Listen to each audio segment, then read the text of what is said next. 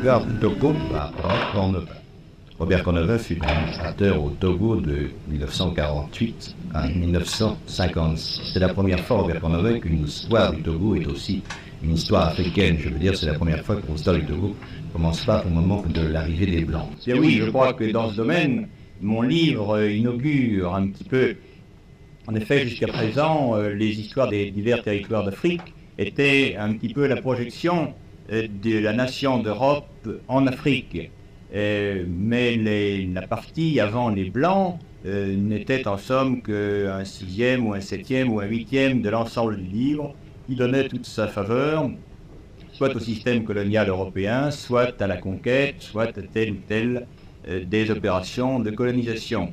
Et alors là, j'ai voulu donner à l'histoire africaine, à l'histoire des Noirs, à l'histoire du Togo avant les Blancs, une place qui me paraît plus normale dans une histoire d'un pays d'Afrique où nous avons beaucoup travaillé. De quel document, quel moyen a-t-on pour établir l'histoire africaine? Eh bien, naturellement, une histoire africaine est toujours une histoire difficile à établir. Nous sommes, dans ce domaine, très mal outillés. Bien sûr, l'histoire européenne est une histoire facile. Nous avons des archives, nous avons des documents, nous avons les minutes des tribunaux. En histoire africaine, rien de tel. Nous avons la tradition orale. Mais nous avons un atout. L'histoire africaine dispose d'un atout remarquable, c'est, je crois, le sens communautaire des Africains. L'histoire, nous les Blancs d'Europe, nous l'apprenons au lycée, nous l'apprenons à l'école, comme les mathématiques, la physique, les sciences naturelles, peut-être avec un petit peu plus d'affection, mais c'est toujours quelque chose qu'on apprend. Tandis que pour le Noir d'Afrique, l'histoire, c'est un peu de lui-même. Chaque Africain vit dans ses ancêtres, le poids de ses ancêtres le suit. L'histoire et l'histoire, c'est ça. Mais la famille en Afrique est très étendue. Une autre source qui a constitué la base de cette histoire est l'ensemble des documents qui ont été rassemblés par les Allemands pendant la période coloniale. C'est ça, oui. De 1884 à 1914, les Allemands ont administré le Togo. Ce sont des gens énergiques, bien sûr, qui ont quelquefois eu la main lourde, mais il faut reconnaître leur très grande application, leur très grand souci du détail et de l'exactitude, et c'est ainsi qu'à partir de 1897, des questionnaires avaient été envoyés à tous les fonctionnaires et tous les missionnaires du Togo, et des questionnaires extrêmement complets de 18 à 25 pages, et bien sûr, ces questionnaires ont été remplis avec divers succès, mais dans l'ensemble, le matériel est tout à fait utilisable et j'ai eu le privilège de consulter ces documents. Questionnaire portant sur quoi? Sur l'ethnographie, sur la possession du sol, les croyances locales. Enfin, c'était des questionnaires qui avaient été faits à Berlin et qui étaient tout à fait par des spécialistes de l'ethnographie qui étaient remarquables. Et ces questionnaires ont été complétés pour une grande partie du Togo par l'exploration du grand explorateur allemand Léo Frobenius en 1909, qui a fait des études extrêmement complètes sur l'ensemble des tribus du Nord Togo. Malheureusement, Frobenius était un homme extrêmement énergique, extrêmement entreprenant, et un peu désordre. J'ai vu dans le bunker du Frobenius Institute de Francfort toute une masse de saguets, de masques et de casse-têtes et d'objets divers, mais sans étiquette. Alors c'est exactement comme si nous n'avions rien.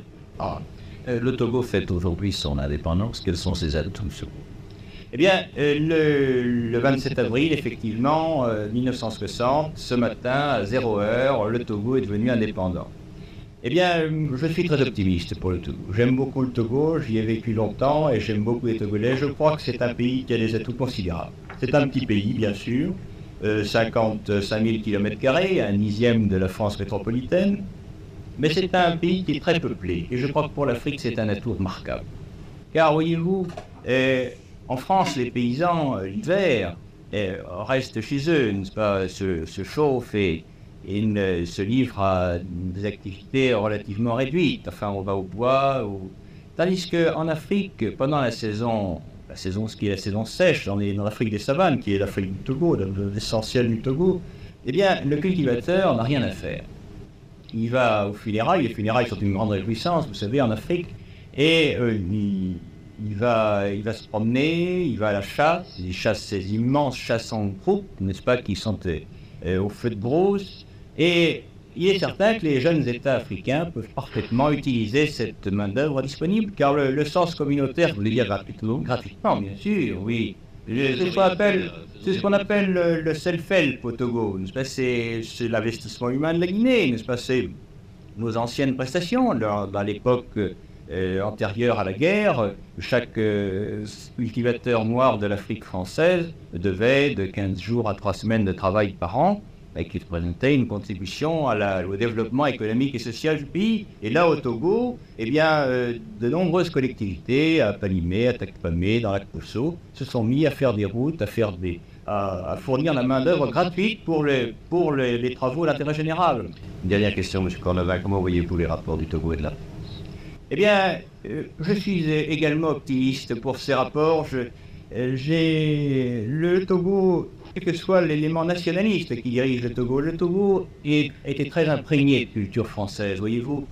Sur 1 100 000 habitants du Togo, je crois qu'on peut dire que 150 à 200 000 parlent et comprennent le français, ce qui est considérable.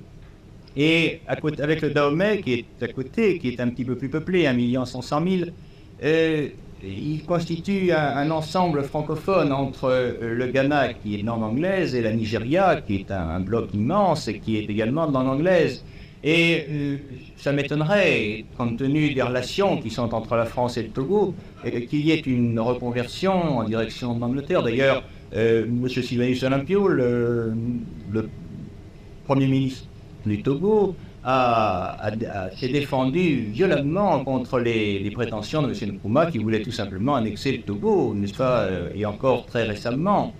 Et je crois que le Togo continuera avec la France des relations, au moins sur le plan culturel, et probablement aussi sur le plan économique. Je vous remercie. Le titre de votre livre, son éditeur, L'histoire du Togo, par Robert Cornevin, édité chez Berger.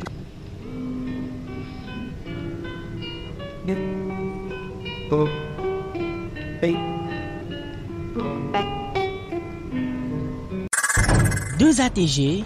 Ensemble, écrivons l'histoire audiovisuelle du Togo.